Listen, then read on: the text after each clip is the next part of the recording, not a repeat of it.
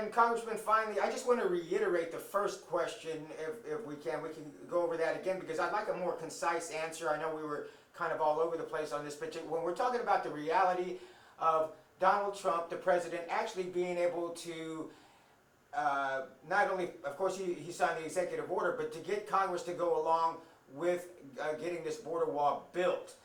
Do you think it's a reality? Do you think it can happen? It's a good possibility that it can get Congress to go because it is a Republican House and Senate. The only thing is on the Senate side, there's only 52 Republicans and you got to get 60 votes. So therefore, he's got to get 8 Democrats, and they're going to put a lot of pressure on those 8 Democrats. Do you think that will happen? Possibility, there's a good possibility, which I hope it doesn't happen. Okay, thank you very much, Congressman. One more question by my news representative. Hi, Congressman. It's Sultan. How you doing? Hey, I'm doing fine. How are you? I'm doing fine.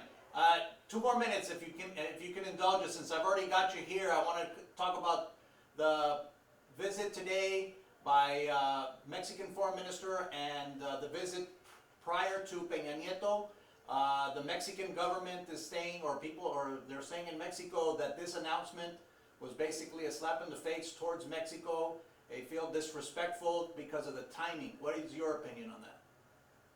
Absolutely. It is a slap to our friends, to Mexico, which is the second largest export destination of American products. Canada's number 1, Mexico's number 2, and in the next 5 years, more exports are going to go to Mexico from the United States than any other place in the world. They have created millions of American jobs over here, and to focus on Mexico is just incredible. But the Mexican president, and I know Luis Maragall and Mr. Alfonso are here, Mr. Guajardo, and Alfonso Guajardo are here.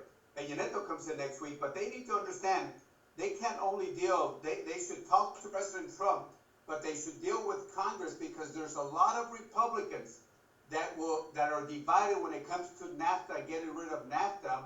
So they ought to talk to the members of Congress and Senate, the president when he comes here, just like the Prime Minister of Israel did when he avoided President Obama and went to the Congress. If the president in Mexico is smart, he should be able to come and talk to us because he'll find and can divide the Republican members of Congress and senators, especially when it comes to NAFTA. Well, and then that's my follow-up question about NAFTA.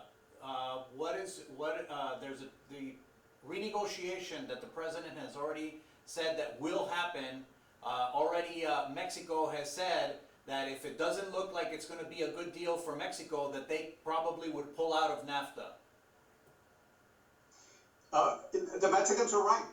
I mean, if they don't get a deal that is good for the U.S., Mexico, and Canada, they ought to step out. They really should step out because the backup position is WTO, which means that there's already a world structure when it comes to trade, which the United States, Mexico, and Canada are parts of it. NAFTA is better, absolutely, but you can always fall back to WTO, and that will continue trade coming, not as good, but it will continue the trade coming between the United States and Mexico. Mexico needs to understand that when you have 122 proud Mexicans, the president Peña Nieto cannot come here and give in and submit to Trump. Trump is a showman, and again, with all due respect to our president, he needs to understand Mexico is a friend and not an enemy. If Peña Nieto were to cancel his meeting, which we're also hearing there's a chance that he may not come next week and meet with the president, would you blame him? I wouldn't blame him at all because Mexico cannot come in thinking that they cannot play any of their cards. They have a lot of strong cards. Let me give you an example.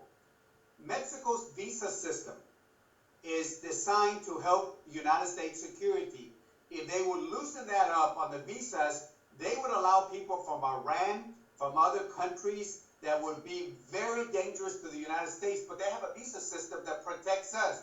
If they would want to play hardball, they can loosen up the visa system, have Iranians, North Koreans, and other people come into Mexico. That would create a lot of problems. If they wanted to invite the Chinese to come invest in the oil and gas industry right across the border, that would be very dangerous to the United States. if they wanted to open up the southern border with Guatemala, which is the last place I saw General Kelly, which is the Homeland Secretary, I saw, we were there together at the border of Mexico and Guatemala. They can open that up and have more people come in. So Mexico has a lot of strong playing cards. And again, Mexico's always saying, we're going to come in and say Mexico first to repeat America first. So if everybody comes in with Mexico first and American first, we are going to end up with a standoff, and that's not good for the millions of American jobs that we have here in the United States. Congressman, thank you. Thank you so much. Hey guys, thanks a lot. We'll see y'all later. Take care. Look forward to it. Thanks.